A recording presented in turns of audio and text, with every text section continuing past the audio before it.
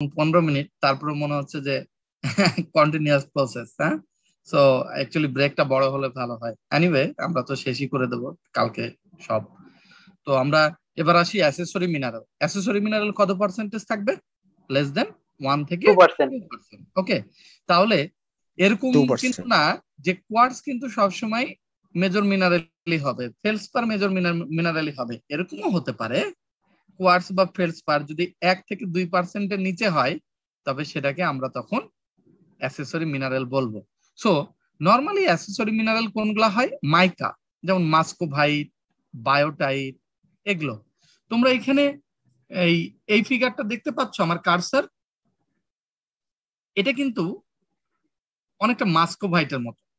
ওকে, আর এই ব্রাউন কালারের যেটা দেখছো এটা বায়োটাইট। ওকে, যেমন এই যে এটা কিন্তু মাস্কোভাইট নিচের এটা, আর ব্রাউন কালারের হলে বায়োটাইট মাইক্রোস্কোপে। যাই হোক, তো the average abundance of coarse mica in siliciclastic sedimentary rock is less than 0.5%. তো তুমি যদি একটা সেডিমেন্টারি রক বা স্যান্ডস্টোনের যদি তুমি মাইক্রোস্কোপে দেখো তাহলে দেখবা যে 0.5% হচ্ছে এর পরিমাণ। হ্যাঁ, কিছু স্যান্ডস্টোন থাকতে পারে যেগুলোতে 2 থেকে 3% থাকতে পারে মাইকা, কিন্তু সেটা খুব কম, rare. So accessories mineral mica আমরা প্রথমে জানবো। Mica distinguished from other mineral by the platy of flaky habit. Normally মাইকাটা থাকে কি প্লেটি বা ফ্লেকি ফিচারের থাকে। হ্যাঁ, তো মাস্কোভাইট যেটা হচ্ছে হোয়াইট কালার দেখায় অনেক সময়, muscovite is chemically more stable than biotite. So mica হতেছে দুই ধরনের আছে, মাস্কোভাইট, বায়োটাইট। এর মধ্যে মাস্কোভাইটটা হতেছে বায়োটাইটের থেকে বেশি স্ট্রং, স্টেবল।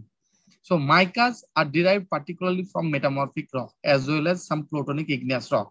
তাহলে মাইকা যদি কোনো জাতে বেশি থাকে তাহলে আমরা বুঝবো সেটা মেটামরফিক রক থেকে এসছে, এবং সেটা যদি বেন্ডিং হয়। মিনারেলস আর আরো অ্যাসেসরিজ মিনারেল কি হতে পারে? যেগুলোর স্পেসিফিক গ্র্যাভিটি হেভি মিনারেল বলে, যেটা 2.9 স্পেসিফিক গ্র্যাভিটি, তার থেকে বেশি, সেগুলোকে আমরা হেভি মিনারেল বলবো। এই হেভি মিনারেলও কিন্তু অ্যাসেসরিজ মিনারেল হিসেবে থাকে, মানে পার্সেন্টেজ খুব কম থাকে। যেমন জিরকন, রুটাইল, হ্যাঁ, ম্যাগনেটাইট, ইলমিনাইট, এগুলো মিনারেল থাকে যেগুলো খুবই কম। ওকে, এক মিনিট। পাপা তোমরা কি খেলবা, কি নিবা?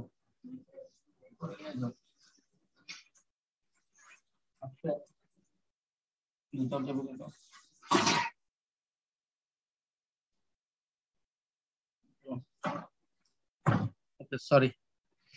সো অ্যাসেসরিজ মিনারেল তোমরা এখানে দেখতে পারো কিছু অ্যাসেসরিজ মিনারেলের ক্রাইনোপাইরোক্সিন, গার্নেট, জিআরটি মানে গার্নেট, হ্যাঁ, এইচবিএল মানে হর্ন ব্লেন্ড উপরেরটা, এসপিএন মানে স্পিন, হ্যাঁ, ওপ্যাক মিনারেল মানে হচ্ছে ডার্ক মিনারেল যেটা আইডেন্টিফাই করা যায় না। সো এরকম লেস স্টেবল মিনারেলও কিন্তু অ্যাসেসরিজ মিনারেল হিসেবে থাকতে পারে, যেমন magnetite, pyroxene, অ্যাম্ফিবোস।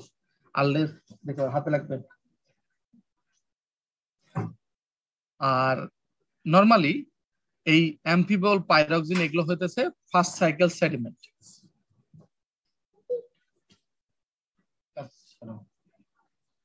So thus heavy minerals are useful indicators of sediment source rock because different type of source rock yield different suites of heavy minerals. So heavy mineral যদিও কম পরিমাণে থাকে কিন্তু heavy মিনারেলটা খুবই important, কারণ বিভিন্ন ধরনের সোর্স রকে বিভিন্ন ধরনের হেভি মিনারেল থাকে, যার কারণে হেভি মিনারেল খুবই ইম্পর্টেন্ট। যেমন heavy minerals are derived from variety of igneous, metamorphic and sedimentary rock. So তুমি যদি জিরকন পাও অনেক বেশি তাহলে বুঝবা এটা সোর্স রক ছিল, সেডিমেন্টারি রক। এইরকম ভাবে আমরা হেভি মিনারেল দিয়ে বিভিন্ন সোর্স রককে আইডেন্টিফাই করতে পারি। সো এখানে একটু ছবি দেওয়া আছে মাইক্রোস্কোপের মধ্যে যে কেমন ধরনের ছবি হয়। হ্যাঁ, হাইপারসিন এটা হইতেছে হেভি মিনারেল, ইলমিনাইট হেভি মিনারেল, এগুলো মাইক্রোস্কোপে, হর্ন ব্লেন্ড হেভি মিনারেল, এগুলো মাইক্রোস্কোপে দেখতে এরকম লাগে। ওকে, এটাও একটা ওপ্যাক মিনারেল, সম্ভবত ইলমিনাইট হবে। হ্যাঁ, ওকে, এটাও ইলমিনাইট হবে, অথবা ওপ্যাক মিনারেল, যেগুলোকে চিনতে পারা যায় না কিন্তু হেভি মিনারেল বা ডার্ক মিনারেল, সেগুলোকে ওপ্যাক মিনারেল বলে। ওকে, এই হেভি মিনারেল আমরা কিন্তু একটা স্যান্ডস্টোনের মধ্যে থেকে আলাদা এমনিও করতে পারি। এটা একটা টেকনিক আছে, যেহেতু এটা হেভি মিনারেল একটা সলিউশন ব্রোমো ফর্মের মধ্যে নিয়ে যেমন because of their low abundance in sandstone heavy minerals are commonly concentrated for study by separating them from the light mineral fraction by using heavy liquid such as bromoform অথবা sodium polytungstate. তো আমরা যেহেতু heavy mineral খুব কম পরিমাণে থাকে, অনেক সময় আমরা স্যান্ডস্টোন থেকে ওই ব্রোমোফর্ম লিকুইড অথবা সোডিয়াম পলিটাংস্টেটের মধ্যে আমরা এই স্যান্ডস্টোন দিলে পারে যেগুলো হেভি মিনারেল সেগুলো তাড়াতাড়ি নিচে পড়ে যায়, এই হেভি মিনারেল গুলো আলাদা করে নিতে পারি তখন আমরা।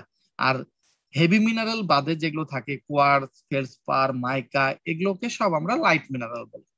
So in this separation process disaggregated sediments is stirred into a heavy liquid content in a funnel placed inside a fume hood. Normally তোমরা ছবিতে দেখতেছো এভাবে করে অ্যাক্সেসরি মিনারেল গুলা কিন্তু স্যান্ডস্টোন থেকে সেপারেট করে নিয়ে তারপর এটাকে স্টাডি করা যায় অনেক সময়। এবার আসি আমরা রক ফ্র্যাগমেন্ট। তো রক ফ্র্যাগমেন্ট কাকে বলে? Pieces of ancient source rock that have not yet disintegrated to yield individual mineral grains are called rock fragments or class. মানে সোর্স রক থেকে যেটা এসছে সেটা একেবারে ভেঙে ভেঙে মিনারেল আলাদা হয়ে যায় নাই, এখনো সেটা একসাথে কয়েকটা মিনারেল মিলে আছে, তখন সেটাকে বলবো আমরা rock fragments. So rock fragments কতখানি তারা মেকআপ করে? মোটামুটি ভাবে 15 থেকে 20%। এটা একটা কিন্তু বড় একটা amount. Okay, however, the rock fragments content of sandstone is highly variable in ranges from 0 to more than 95%. এটা যদি সোর্স রকের খুব কাছাকাছি হয় তাহলে তুমি প্রচুর রক ফ্র্যাগমেন্ট পাবা। আবার যদি সোর্স রক থেকে অনেক দূরে হয়, সর্টিং ট্রান্সপোর্টেশন হয়েছে, তখন আস্তে আস্তে রক ফ্র্যাগমেন্ট গুলো ভেঙে ভেঙে মিনারেল হয়ে যাবে, আলাদা হয়ে যাবে মিনারেল, তখন তুমি 0% তুমি রক ফ্র্যাগমেন্টস পেতে পারো। এখানে কিছু রক ফ্র্যাগমেন্টের লিথিকের কিছু ছবি দেওয়া আছে, এগুলো রক ফ্র্যাগমেন্ট। দেখো তুমি এই সাদাগুলা কিন্তু কোয়ার্টজ, ফেলসপারের কিন্তু তোমরা চেহারা দেখেছো, মাস্কোবাইট বায়োটাজের চেহারা দেখেছো, কিন্তু এইটা দেখো, এটা মনে হতেছে কালো সাদা সবকিছু মিলায়, তাহলে এটা একটা রক ফ্র্যাগমেন্ট, কারণ এখানে অনেক ধরনের মিনারেল আছে। So fragments of any kind of igneous, metamorphic or sedimentary rock can occur in sandstone. However, clusters of fine-grained source rock are most likely to be preserved as sand-size fragments. তোমরা এখানে দেখো এই যে golden কালারের যে ছবিটা দেখতেছো, এটা কিন্তু একটা রক ফ্র্যাগমেন্ট, কারণ দেখো এটার মধ্যে এই যে সাদা সাদা ছোট ছোট আছে না, এগুলো কোয়ার্টজ, আবার এর মধ্যে কিন্তু ফেলসপার আছে ইয়েলো কালার। হ্যাঁ, তুমি বুঝতে পারতেছো না, কিন্তু অনেক ধরনের কালার, এটা কোনো পার্টিকুলার মিনারেল না, এটা একটা রক। কিন্তু পাশেই দেখো আশেপাশে এগুলো কিন্তু আলাদা ইন্ডিভিজুয়াল গ্রেন। আবার নিচেরটাতে এটা কিন্তু একটা রক ফ্র্যাগমেন্ট, এটা রক ফ্র্যাগমেন্ট, এটাও রক ফ্র্যাগমেন্ট, এটা actually metamorphic rock fragment hopefully. আবার clasts of limestone or other carbonate rocks are also less common, probably in part because they do not survive weathering and transport. অনেক সময় লাইমস্টোনের class একবার rock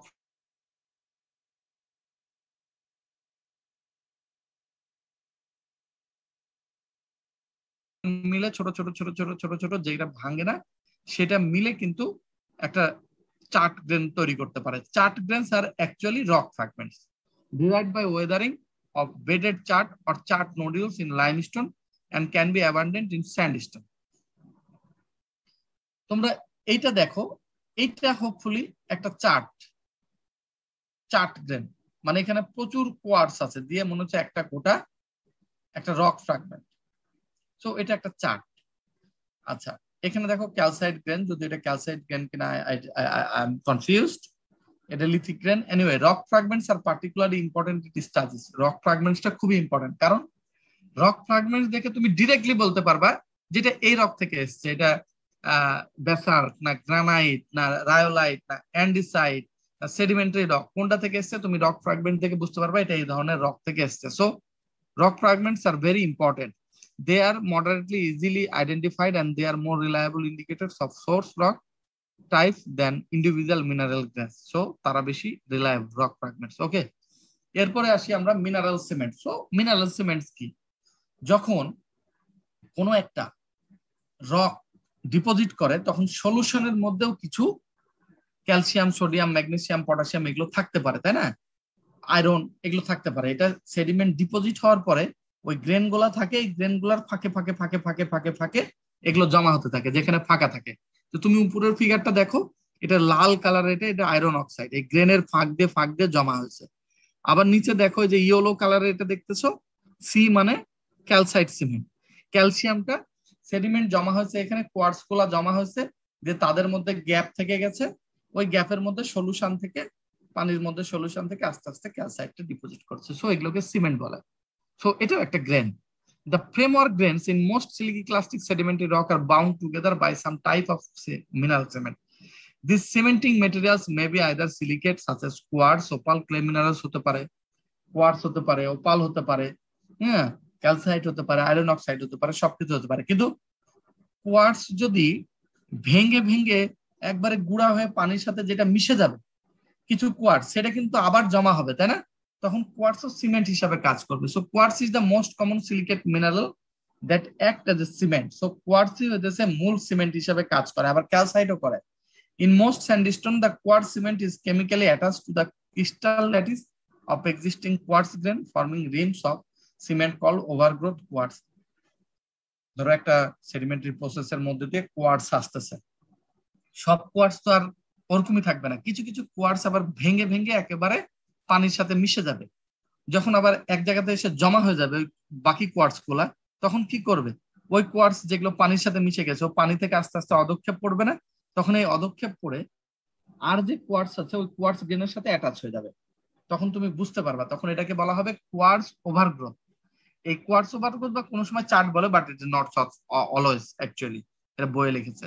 so quartz আমরা তখন বলবো quartz overgrowth. এখানে ছবিটা দেখো, প্রথমে উপরের ছবি, এটা হচ্ছে একটা কোয়ার্টস গ্রেন, ওকে। এটা দেখো একটা রিম, এটার পাশ দিয়ে কিন্তু আবার কোয়ার্টসেরই কিন্তু আবার সলিউশন এসে জমা হয়ে অদক্ষেপ পরে কোয়ার্টস একটু বেড়ে গেছে, বড় হয়েছে, এটাকে বলা হয় কোয়ার্টস ওভারগ্রোথ। আবার তুমি এই নিচের ফিগারটা দেখো, অরিজিনাল কোয়ার্টসের গ্রেন ছিল এইটা, তারপরে এসে এখানে আবার কোয়ার্টসই এসে আবার জমা হয়েছে সলিউশন থেকে, তখন এটা আস্তে আস্তে এটাকে বলা হয়েছে quartz overgrowth. So overgrowth can be recognized by line of impurities, মানে যে ইম্পিউরিটিজ এর লাইন একটা আছে দেখো, line of impurities, line of impurities or bubbles that mark the surface of the original grain, and quartz overgrowth are particularly common in quartz sandstone. আর carbonate মিনারেলের ক্ষেত্রে এসে কার্বনেট সিমেন্ট জমা হবে। এখানে দেখো এই ফিগারটাতে যে কার্বনেট, ক্যালসিয়াম যখন সলিউশনের মধ্যে থাকে অনেক, তখন সেটা আস্তে আস্তে প্রিসিপিটেট করবে না, প্রিসিপিটেট করে জমা হবে, তখন সেটা হবে হচ্ছে ক্যালসাইট সিমেন্ট। আবার আয়রনও যে পানির সাথে মিশে গেছে, সেটা যখন প্রিসিপিটেট করে জমা হবে, তখন সেটাকে বলবো আয়রন সিমেন্ট। এমনি তো পানির মধ্যে আয়রন থাকলে আয়রন জমা হয়, তাই না, আস্তে আস্তে সলিউশন থেকে। শুনতে পাচ্ছ আমার কথা? জি sir. Okay, so this crystal adhere to the larger framework grain and bind them together. So grain গুলার মধ্যে যখন জমা হয়, তখন গ্রেন গুলা যখন জমে তখন ফাঁকা ফাঁকা স্পেস থাকে, এই স্পেসে সলিউশন থেকে এসে আবার ক্যালসাইট, আয়রন, কোয়ার্টস জমা হয়, তখন এগুলোকে আমরা সিমেন্ট বলবো। অর্থাৎ সেকেন্ডারি যেগুলো মিনারেল সেগুলোকে সিমেন্ট বলবো। তো less common carbonate cements are dolomite, siderite. Normally dolomite এবং সাইডেরাইট হচ্ছে less common cement. Okay, so zeolite and hydrous aluminosilicate minerals occur as a cement also, এভাবে হয় জিওলাইট এবং হাইড্রাস। তো সেডিমেন্ট জমা হওয়ার পর এগুলো সিমেন্ট জমা হয়। এবার আমরা ম্যাট্রিক্স কাকে বলবো? আমরা প্রথমে বলেছিলাম যে যে গ্রেনগুলার সাইজ 0.03 মিলিমিটারের নিচে হবে সেটাকে আমরা ম্যাট্রিক্স বলবো। সেটা কোয়ার্টজ হতে পারে, ফেলসপার হতে পারে, রক ফ্র্যাগমেন্ট হতে পারে, হোয়াট এভার, সিমেন্ট হতে পারে, হোয়াট এভার, যেটা 0.03 মিলিমিটারের নিচে হবে তাকে আমরা কি বলবো? ম্যাট্রিক্স। আর 0.03 এর উপরে যখন হবে তখন সেগুলোকে আমরা গ্রেন বলবো। ওকে ওকে, সো ম্যাট্রিক্স হচ্ছে তুমি যে কোনো কিছু পেতে পারো। Matrix minerals may be include fine size, mica, quartz, feldspar, cement, everything. So যেটাই হচ্ছে 0.03 মিলিমিটারের নিচে হবে তাকে আমরা ম্যাট্রিক্স বলবো। তাহলে এখানে দেখো উপরের ছবিটাতে 1 মিলিমিটার এতটুকু জায়গা, তাহলে 0.03 মিলিমিটার স্কেল দিয়ে মাইক্রোস্কোপে কিন্তু বোঝা যায় যে কোনটা 0.3। যেমন এইটা হয়তো 0.03 মিলিমিটারের নিচে হতে পারে, বা আরো ছোট আছে, আরো হাই ম্যাগনিফিকেশনে তুমি দেখতে পারবা 0.03 মিলিমিটার কোনটা। Clay minerals are compositionally diverse. They belong to the phyllosilicate mineral. এই ক্লে মিনারেলও কিন্তু আমাদের এই তুমি থিন সেকশনে বা রকের মধ্যে পাবা। সেগুলো কোনগুলো মিনারেল পাবা? ইলাইট, স্মেকটাইট, মন্টমোরিলোনাইট, কেওলিনাইট, ক্লোরাইট, এগুলো মিনারেলও কিন্তু পাবা, ক্লে মিনারেলও কিন্তু পাবা, কিন্তু এটা ভেরি ডিফিকাল্ট টু আইডেন্টিফাই। এটা নট ইজি। নর্মালি ইলাইট এবং কেওলিনাইটটা আইডেন্টিফাই করা যায়, কিন্তু স্মেকটাইট, মন্টমোরিলোনাইট এগুলো আইডেন্টিফাই করা ডিফিকাল্ট হয়। এই কারণে অনেক সময় এগুলো এক্স-রে ডিফ্রাকশন একটা মেথড আছে, একটা মেশিন আছে, যে মেশিনের মধ্যে তুমি স্যাম্পল দিবা, তারা বলে দিবে কতখানি ক্লে আছে, কোন ক্লে আছে, সব বলে দিবে। ওকে, ওকে স্যার। এবার আসো কেমিক্যাল কম্পোজিশন অফ স্যান্ডস্টোন। এবার আমরা কেমিক্যাল কম্পোজিশন সম্পর্কে একটু ধারণা নেব। কি, sedimentologists have traditionally placed relatively little emphasis on study of the chemical composition. Sedimentologists প্রথম দিকে কম্পোজিশন খুব অল্প স্টাডি করত, এবং এই ল্যাক অফ ইন্টারেস্টটা ছিল বেসিক্যালি যে মেশিন ছিল না, কিন্তু এই ল্যাক অফ ইন্টারেস্টটা পরবর্তীতে আরো বেশি কমে যায়, এবং পরবর্তীতে ইন্টারেস্ট গ্রো করে সেডিমেন্টোলজিস্ট এবং জিওলজিস্টদের মধ্যে to interpret depositional environment using chemical composition of sedimentary rock.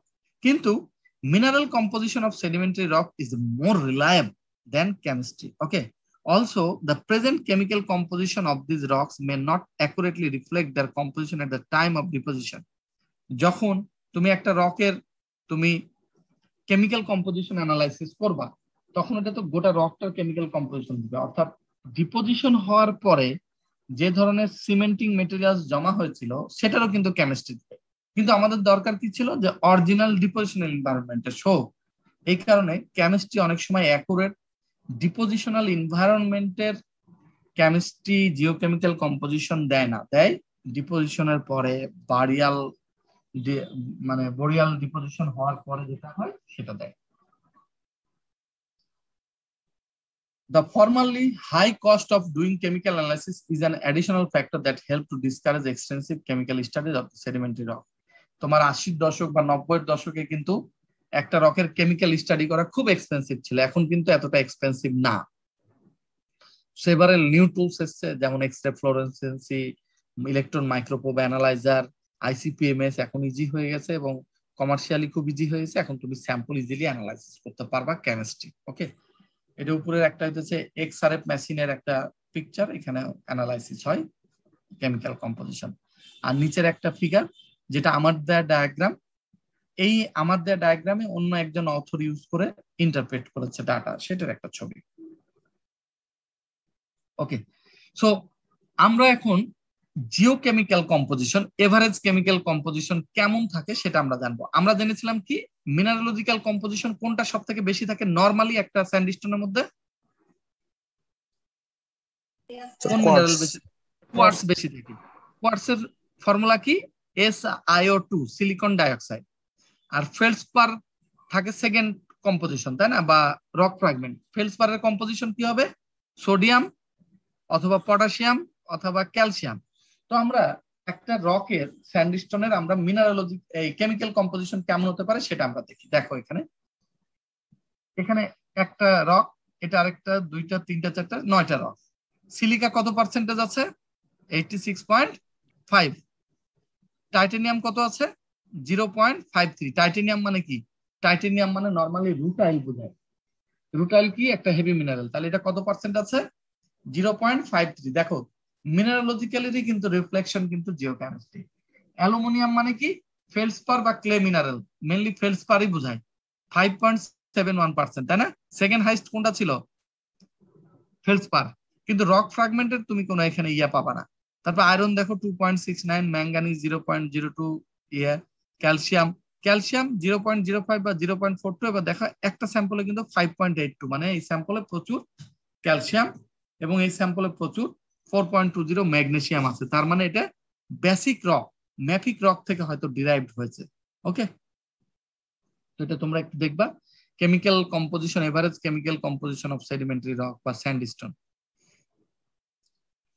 So on average iron, magnesium, calcium, sodium and potassium are less abundant in sandstone than aluminum. So এখানে দেখো যে অ্যালুমিনিয়ামটাই সব থেকে বেশি আয়রন, ম্যাগনেসিয়াম, সোডিয়াম, পটাশিয়ামের থেকে। So relative concentration of this element vary as a function of mineralogy. So এই যে কেমিক্যাল কম্পোজিশন চেঞ্জ হচ্ছে বা কম বেশি হয়, সেটা অ্যাকচুয়ালি মিনারোলজির উপর ডিপেন্ড করে বা ম্যাট্রিক্সের উপর ডিপেন্ড করে হয়। For example, sandstone with abundant calcium carbonate cement or carbonate fossil may have anomalously high calcium content. কোন জায়গাতে তুমি এখানে দেখো ক্যালসিয়াম কত পার্সেন্টেজ আছে এই রকে, 5.82, তার মানে এখানে প্রচুর পরিমাণে ক্যালসিয়াম কার্বনেট আছে, হয় সেকেন্ডারি মিনারেলস হিসাবে অথবা ক্যালসিয়াম কার্বনেটের রক ফ্র্যাগমেন্টস হিসাবে আছে। ওকে, এবার আমরা চলে যাই ক্লাসিফিকেশন। সো স্যান্ডস্টোনকে বিভিন্ন ক্লাসিফিকেশনে ভাগ করা যায়, ওয়েক, গ্রে ওয়েক্স, লিথিক, অ্যারেনাইটস, এগুলোর উপর ডিপেন্ড করে, আর্কোজিক, এগুলোর উপরে। So descriptive classification of sandstone is based fundamentally on framework mineralogy, although the relative abundance of matrix play a role in some classification. So framework mineralogy একটা স্যান্ডস্টোনের এবং ম্যাট্রিক্সের উপর ডিপেন্ড করে স্যান্ডস্টোনকে বিভিন্ন ভাগে ভাগ করা হয়। So although mineralogy is the principal basis for classifying sandstone, finding a classification that is suitable for all types of sandstone acceptable to most geologists has proven to be an elusive goal. In fact, more than 50 different classifications for sandstone have been proposed. অনেক স্যান্ডস্টোনের classification propose করা হয়েছে, হ্যাঁ, পৃথিবীতে 50, মোর দেন 50। এর মধ্যে actually কয়েকটা খুবই important. Most sandstone are made up of mixture of a very well number of dominant framework, যেগুলো হচ্ছে তুমি এই ডায়াগ্রামে দেখো, কোয়ার্টজ, ফেলসপার, লিথিক দিয়ে কিন্তু একটা স্যান্ডস্টোনের ক্লাসিফিকেশন করা যায়। আর্কোজ বলবো, লিথিক আর্কোজ বলবো, ফেলসফ্যাটিক লিথারেনাইট বলবো, লিথারেনাইট বলবো, সাব লিথারেনাইট বা সাব আর্কোজ, এগুলো ডিপেন্ড করবে কোয়ার্টজ, ফেলসপার, লিথিকের উপর ডিপেন্ড করে। ওকে, আবার এখানে একটা ডায়াগ্রাম দেয়া আছে কোয়ার্টজ, ফেলসপার, লিথিকের উপর ডিপেন্ড করে কোন ধরনের আমরা বলবো। ওকে, সো এটা বিভিন্ন জনের ডটের ডায়াগ্রাম আছে, বিভিন্ন গিলবার্টের আছে। So there are numerous possible ways that such a triangle can be divided into classification into field. So তোমরা মাইক্রোস্কোপে কোয়ার্টজ, ফেলসপার, লিথিক বের করবা, করে তোমরা প্লট করে দেখবা এটা কোন ধরনের রকের, কোন ধরনের ক্লাসিফিকেশনে পড়তেছে sandstone. So one of the most simplest and easiest classification to use that of Gilbert, which is based on an earlier classification of dot. ডটের ক্লাসিফিকেশনের উপর ডিপেন্ড করে গিলবার্ট পরবর্তীতে ক্লাসিফিকেশন দিয়েছে। In this classification, sandstone that are effectively free of matrix যদি হয়, তাহলে আমরা কিউফেল, এই যে এই ডায়াগ্রামের মাধ্যমে আমরা আইডেন্টিফাই করতে পারবো যে কোন ধরনের এটি রক। আর যদি ইফ যদি ম্যাট্রিক্স যদি আবার বেশি হয়, তখন সেটাকে আলাদাভাবে আমরা ইন্টারপ্রেট করতে পারবো। সো এরপর আসি আমরা স্যান্ডস্টোন ক্লাসিফিকেশনের পরে ম্যাচুরিটি। ম্যাচুরিটি মানে কি, যেটা যত বেশি সময় নিয়ে ট্রান্সপোর্টেশন হবে, ওয়েদারিং হবে, সেটাকে তত আমরা ম্যাচিউর বলবো। যেমন নর্মালি বলা হয় কি, তোমার বয়স আমার বয়স, আমাদের বয়সের মধ্যে ডিফারেন্স আছে না? সো তুমি বেশি ম্যাচিউর না আমি বেশি ম্যাচিউর, কোনটা? আপনি বেশি ম্যাচিউর। আপনি বেশি। কেন? এটা ম্যাচিউরটা কেন? এজের জন্য স্যার। বয়সের জন্য। এজের জন্য।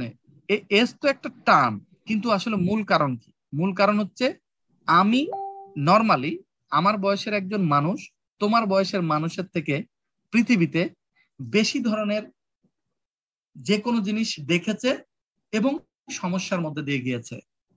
এই জন্য তোমার আব্বা তোমার থেকে ম্যাচিউর, কারণ তুমি এখনো যে প্রবলেম এখনো দেখো না বা জানো না, সেটা তোমার আব্বা জানে, যার কারণে তোমার আব্বা আম্মা তোমার থেকে ম্যাচিউর। ম্যাচিউর মানে এটাই যে বেশি সময় বেশি কনসিকুয়েন্সের মধ্যে দিয়ে গেছে, তখন সেটাকে ম্যাচিউর বলবে।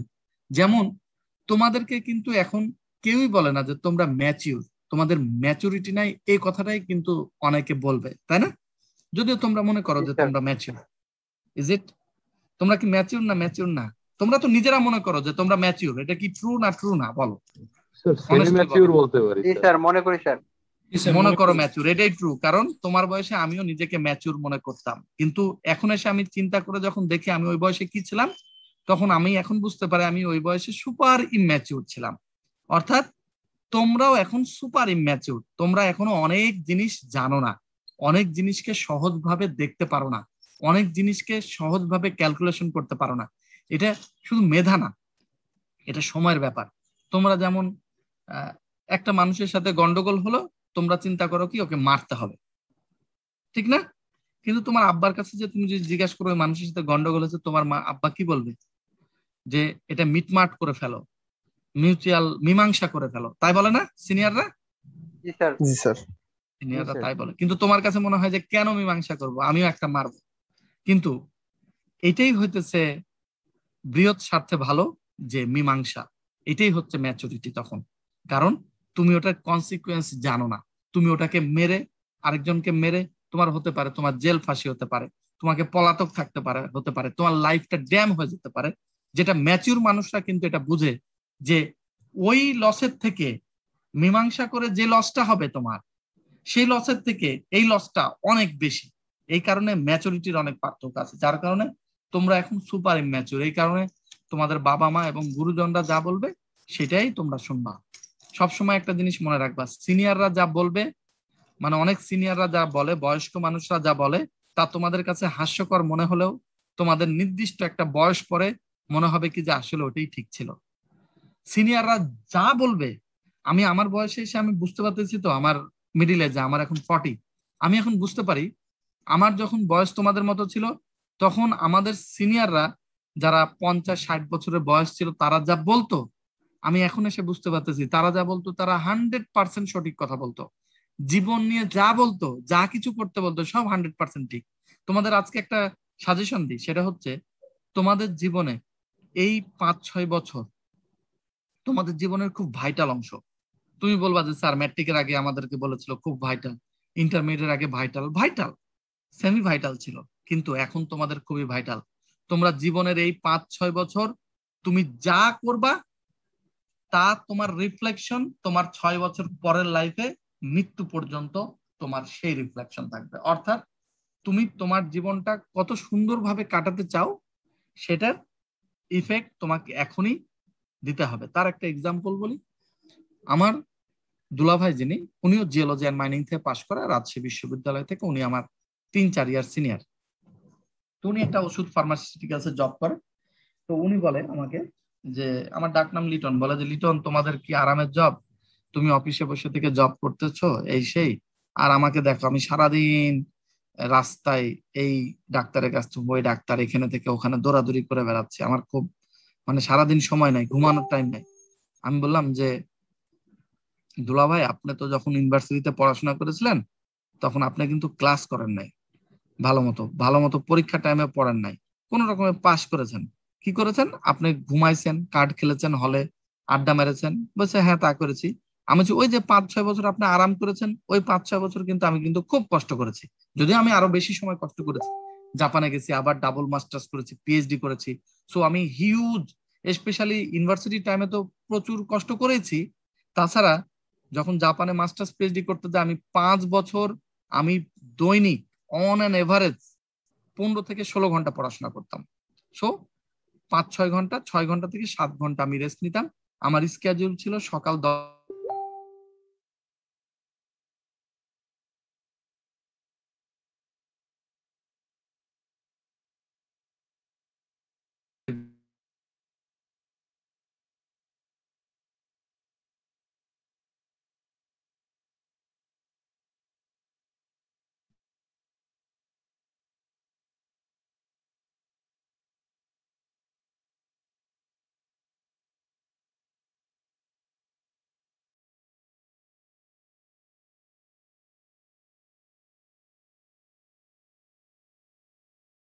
দেখা যায় যে কষ্ট বা আরাম, সেই জিনিসটা তোমাকে এখনই খাটতে হবে। ওকে, সো ম্যাচুরিটিটা কি? ম্যাচুরিটি হচ্ছে সময়ের সাথে সাথে তোমার ম্যাচুরিটি হওয়া, অর্থাৎ রাউন্ডনেস স্পেরিক্যাল যত হবে তত গোল, মানে এটা আমরা কি বলতে পারি, ওই যে তোমরা একটা টার্ম ইউজ করো না, গোল আলু, বুঝো? জি স্যার।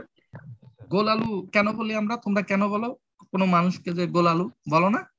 মোটার জন্য বলি স্যার, মোটা হলে। মোটার জন্য না, না না, মোটার জন্য গোল আলু বলো না। আরো কি আছে আমরা বলতাম আগে, মানে গোল আলু মানে হচ্ছে যে সব জিনিসে আছে। স্যার দুই দিকে মানে এইদিকে থাকে বা এইদিকে থাকে, এরকম হইলে বলে স্যার। হ্যাঁ হ্যাঁ, মানে মানে দুই আলু, গ্রুপের মধ্যেই থাকে যারা। হ্যাঁ আলু, আলু বলে তাই না? আলু মানে কেন কেন বলে যে আলু হচ্ছে প্রত্যেকটা তরকারিতে তুমি দিতে পারবা, মাছের তরকারিতেও দিতে পারবা, তুমি মাংসের তরকারিতেও দিতে পারবা, সবজিতেও তুমি আলু দিতে পারবা, কিন্তু তুমি সিম কি সব জায়গাতে দিতে পারবা? পারবা না। তুমি বেগুন মাংসের তরকারিতে দিতে পারবা? পারবা না। সেই জন্য আলু বলে মানুষ এই কারণে, যেটা সবার সাথে মিশে। তো আলুটা মানে কি? গোল আলু বলে। আবার গোল আলু মানে হচ্ছে যে ও হইতেছে সবকিছুর সাথে যায়। সো সেডিমেন্টের ক্ষেত্রে ম্যাচুরিটি তখন হয় যখন সে আলুর মতো হয়ে যাবে, মানে মানুষ দেখবা কি যে সব দিকেই আছে, অর্থাৎ সব জিনিসকে সাপোর্ট করতেছে, সব মতবাদকে সাপোর্ট করতেছে, তখন তার মধ্যে ম্যাচুরিটি আসে। এটা কি বলে ম্যাচুরিটি। সো রক মিনারেল গ্রেনের ম্যাচুরিটি তখনই হবে যখন তার রাউন্ডনেস স্পিরিসিটি ভালো হবে, যখন সে অনেক ট্রান্সপোর্টেশন করবে তখন হবে। So compositional maturity refers to the relative abundance of stable and unstable framework grain in a sandstone। অর্থাৎ বলতেছে ম্যাচুরিটির ফলে যেগুলো হচ্ছে স্টেবল গ্রেন সেগুলো থেকে যায়, আর যেগুলো আনস্টেবল গ্রেন সেগুলো হইতেছে ভ্যানিশ হয়ে যায়। অর্থাৎ তোমার মধ্যে যত বেশি ম্যাচুরিটি গ্রো করবে তত বেশি তুমি স্টেবল থাকবা।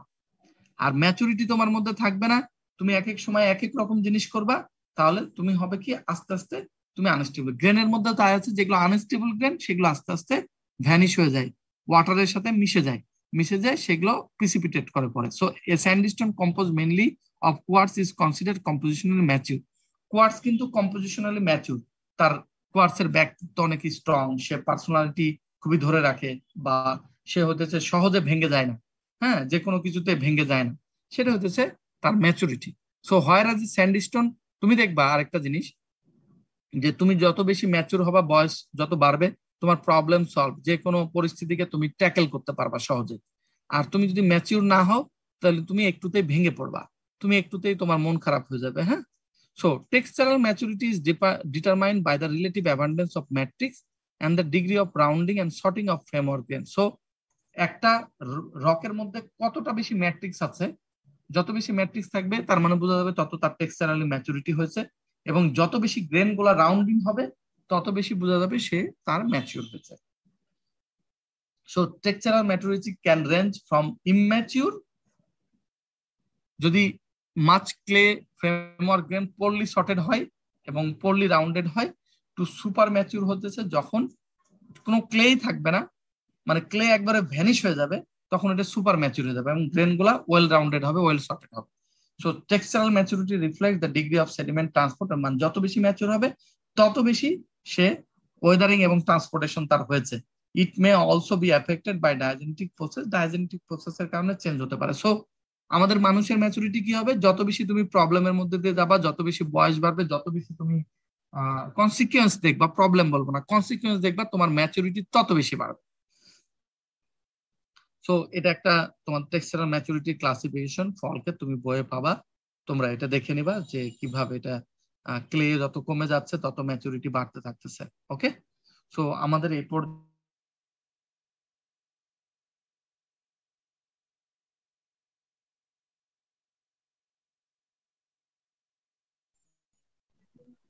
স্যার কথা শুনতে বলো। জি স্যার।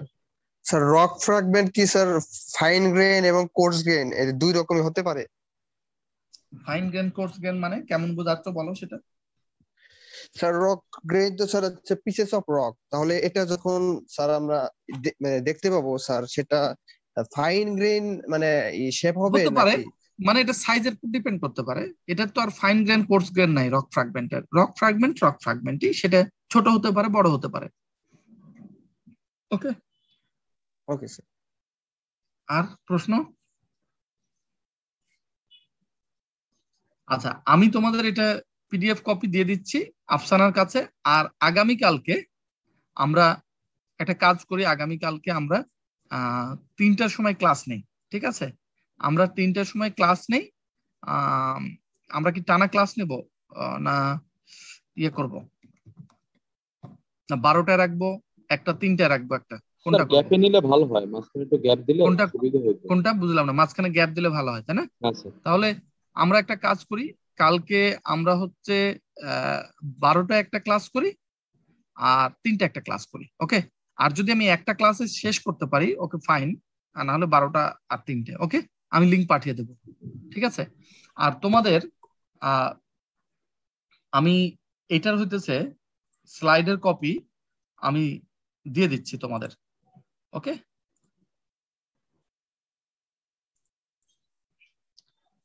তো সিলিকের কম্পোজিশন ওকে ওকে। আফসানা, তোমাকে আমি পাঠিয়ে দিচ্ছি এটা এখনই। জি স্যার। 1 মিনিট দাঁড়াও, আমি এখনই পাঠিয়ে দিই আফসানাকে।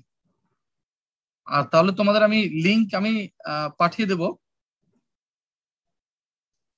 Just a minute.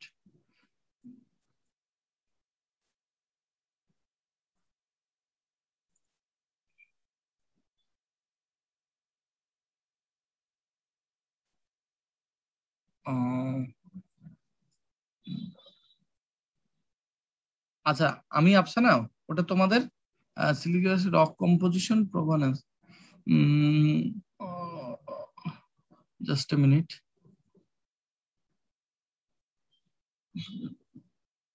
ওকে, আমি একটু পরে পাঠিয়ে দিচ্ছি। ওকে, তো আমি শেষ করতেছি, করে আমি একটু পরে তোমাদের পাঠিয়ে দিচ্ছি। ওকে, কোনো প্রশ্ন আছে তোমাদের? আর হোমওয়ার্কে কালকে একবার আমি তোমাদের হোমওয়ার্ক দিয়ে দেবো। হ্যাঁ,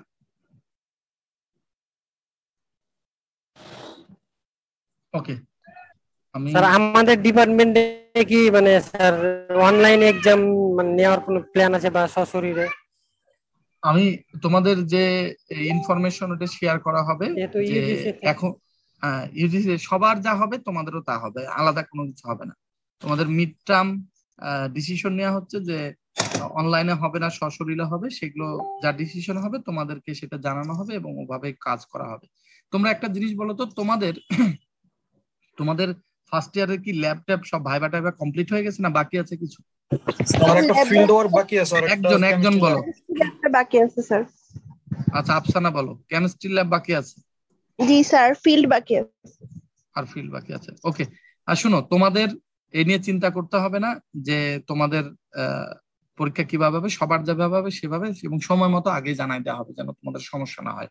আর চেষ্টা করা হবে যেন তোমাদের তাড়াতাড়ি সেকেন্ড ইয়ার পরীক্ষা নিয়ে কমপ্লিট করে, তোমাদের ইয়ার সিস্টেমে তো তোমরা খুব একটা ঝামেলায় বা লসে পড়বা না। হ্যাঁ, খুব বেশি হলে 5-6 মাস লস হতে পারে এরকম টোটালের পরে, তাছাড়া তোমাদের কোনো ট্রাবল হবে না। ওকে, তো ঠিক আছে, তোমাদের সময় মতো চেয়ারম্যান প্রশ্ন ছিল স্যার। বলো কে নাম বলো, যে প্রশ্ন করতেছো সে